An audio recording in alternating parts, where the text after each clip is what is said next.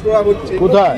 ধর্মতলায় cockroach party আবার CPM এর র্যালির মধ্যে ককরোচ জনতা পার্টি যোগদান দিয়েছে, সেখানে বিরাট র্যালি এবং সেই র্যালিতে পুলিশের পুলিশকে উপরে আক্রমণ করা হচ্ছে।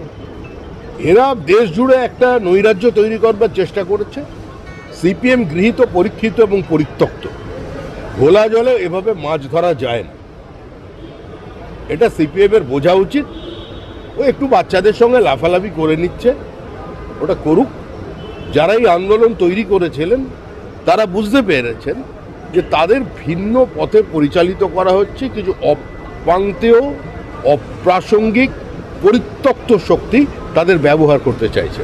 তারাও সচেতন, সেজন্য তারাও সরে এসেছে। দাদা, নিঃসঙ্গ মমতা বন্দ্যোপাধ্যায় সোমবার দিল্লি যাচ্ছেন। মমতা বন্দ্যোপাধ্যায় নিঃসঙ্গতা দূর করবার দায়িত্ব তো বিজেপির নয়।